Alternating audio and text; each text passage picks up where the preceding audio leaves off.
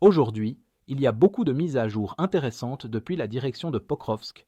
Ici, les Russes ont tenté de lancer une attaque surprise entièrement composée d'infanterie de plus de 70 soldats, espérant que le brouillard dense dissimulerait leurs mouvements. Cependant, grâce à des capacités de détection avancées, les Ukrainiens ont fait preuve de retenue, attendant que les Russes regroupent toutes leurs troupes sur un pont étroit avant de déchaîner un barrage infernal de tirs d'artillerie sur les soldats russes, complètement inconscients. Le principal objectif des forces russes est de prendre le contrôle du village d'Uspenivka.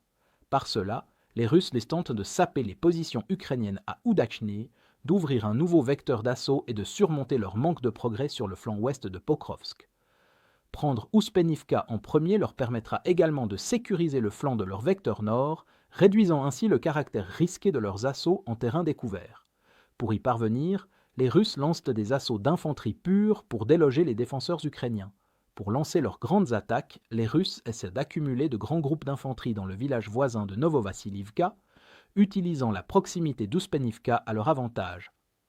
Comme les Russes surpassent numériquement les Ukrainiens, ils prévoient même de submerger complètement les défenseurs à Uspenivka par le nombre, car leur manque croissant de blindés oblige les Russes à s'appuyer de plus en plus sur des assauts d'infanterie pure.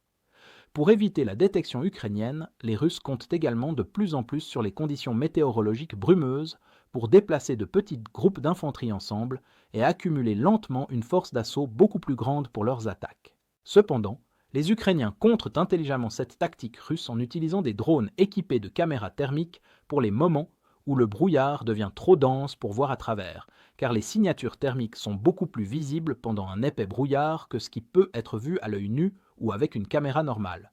Les Ukrainiens avaient également préparé de puissantes fortifications dans et autour d'Uspenivka, avec les Russes prenant près d'un mois pour capturer la ville de Novovassilivka, allant même jusqu'à déployer des unités d'élite Spetsnaz pour briser la stagnation. Les Ukrainiens ont eu amplement le temps de renforcer leur défense dans la prochaine localité.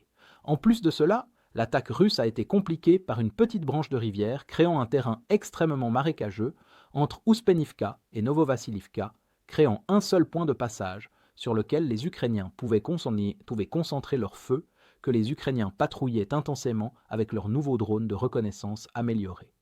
Les images de combat de la zone révèlent que lors d'une patrouille de drones standard, un drone ukrainien a repéré un petit groupe de soldats russes se dirigeant vers une grange à Uspenivka. Curieux, les Ukrainiens ont retenu leur frappe, attendant de voir si d'autres allaient arriver, comptant finalement plus de 70 soldats russes tous rassemblés dans le hangar. Pendant ce temps, les Russes attendaient que le brouillard s'épaississe avant de se déplacer en une colonne massive vers les positions ukrainiennes, inconscientes du fait qu'ils avaient été détectés depuis longtemps. Comme les Ukrainiens avaient retenu l'appel à une frappe, les équipes d'artillerie ukrainiennes ont pu préparer un barrage complet sur le seul pont que les Russes pouvaient utiliser pour traverser dès qu'ils ont commencé leur attaque. Les Ukrainiens ont déchaîné l'enfer sur les soldats russes encore regroupés, qui ne se sont dispersés que bien trop tard. Les Ukrainiens ont tiré à la fois des munitions conventionnelles et à sous-munitions sur les soldats russes, déchirant la vague d'infanterie russe. Après avoir traité la grande masse, les Ukrainiens ont continué à traquer les soldats russes restants avec des drones kamikazes FPV et des grenades larguées d'un par drone, s'assurant qu'aucun ne reste en vie pour poursuivre l'attaque. En fin de compte, les Russes avaient été trop confiants que le brouillard dissimulerait complètement leurs mouvements, tandis que les Ukrainiens ont fait tout leur possible pour s'adapter à la tactique russe. Cette confiance excessive a conduit à la destruction complète du groupe d'assaut russe par le tir de précision ukrainien et les munitions à sous-munitions. L'échec continu des forces russes à réaliser des gains significatifs ou rapides dans ce secteur a déjà des conséquences importantes pour l'effort offensif russe sur Pokrovsk dans son ensemble, alors qu'ils continuent à engager leurs réserves. Avec les Ukrainiens s'assurant qu'il ne restait aucun soldat russe en vie pour poursuivre l'attaque, les Russes devront encore attendre que le temps dissimule leurs mouvements, retardant encore l'élan russe alors qu'ils sont si désespérés pour une percée. Si vous êtes contre l'invasion de l'Ukraine et que vous souhaitez soutenir le travail que je fais, pensez à vous abonner à notre site d'actualité indépendant. Vous y trouverez nos analyses stratégiques exclusives, des aperçus complets de tous les fronts et des vidéos d'analyse tactique régulières. En vous abonnant, vous montrerez non seulement votre soutien à cette chaîne, mais vous aiderez également à défendre le journalisme indépendant.